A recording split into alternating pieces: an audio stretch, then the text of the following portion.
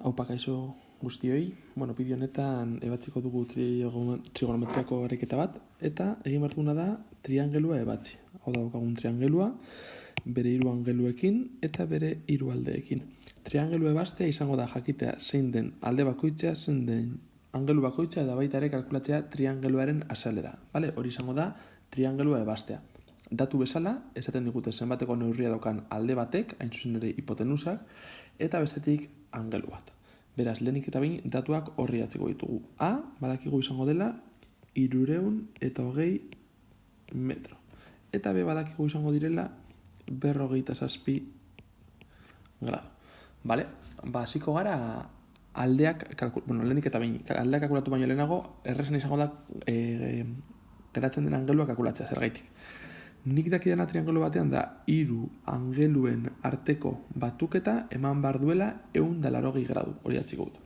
180 izango da A angelua gehi B angelua gehi C angelua. Triangelu zuzenak direnez, beti ongo da angelu bat zuzena izango dena, hau da, 80 gradu izango dituena, hain zuzen ere A, kasu honetan, ezta?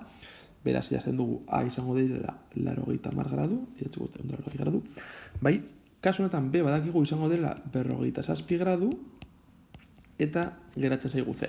Beraz, C izango da 180 gradu, ken 80 gradu, ken 47 gradu. Eta egiten baldin bauzue kalkulua, emaitza izango da 43 gradu berdin C.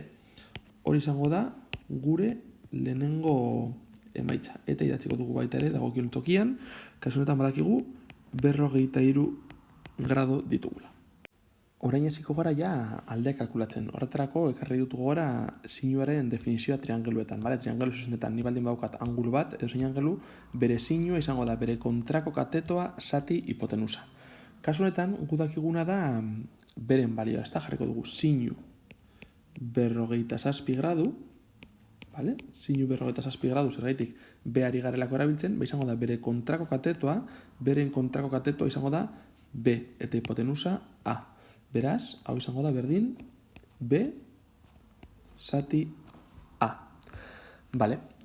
Egin dezakezue kalkulagailuarekin, idazten baldin bauzue sinu 47 gradu, emango dizuen emaitza, izango da 0,73ren antzekoa, Hau izango da berdin B ez dakigu oraindik, baina A datua da, ezta? A badakigu direla 320 metro.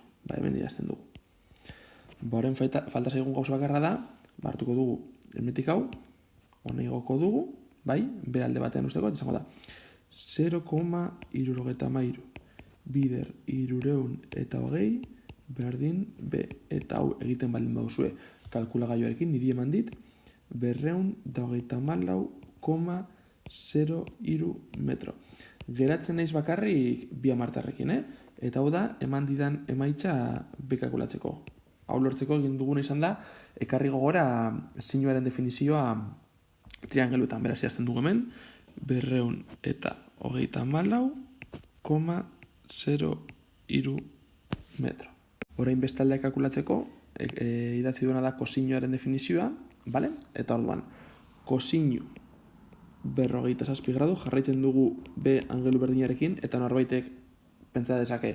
Eta B erabili beharrean C erabiltzen baldin badugu berdinatrako zaigu, kontuz ibili, Cren kontrako katetoa izango C eta albokoa B, baina baita ere 47 jarri beharrean 43 eta hori kontuan hartuta berdin egin dezakezue problema, Ez dago inolako arazorik bata edo beste aukeratzen baldin bauzue.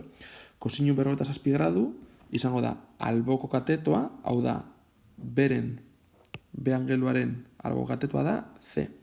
Eta C oraindik ez dakigu zenbat den C zati A. Horin kalkulatzen dugu kalkulagailuarekin zenbat den kosinu 47 eta ematen digu 0,78. Berdin C zati 320 zergaitik A dakigulako. Barduan 0,78 bider 320 berdin C. Sartzen baldin baduzu kalkulagailuan, niri emon dit 218,24 metro berdin C. Eta hau izango zen beste emaitza bat. Eta idatziko dugu dagokion tokian, kenduko dut hau, eta idazten dugu hemen. 218,24 metro. Beraz, baditugu ja hiru aldeak, hiru angeluak, agoratu dela 90 gradu, bai, eta geratzen zaiguna, azkenengo gauza izango da, azalera kalkulatzea. Azalera, triangelu zuzen batean, azalera izango da, kateto bat bider beste katetoa, zati bi, hau da. B bider C, zati bi.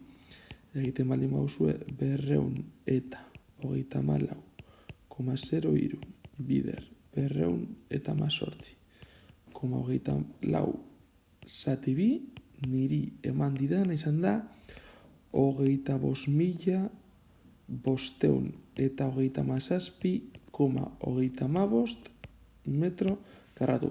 Hau nahi baldin bauzue emaitza jarri dezakezue dekametro karratuetan edo hektometro karratuetan, ni hor lautziko dut.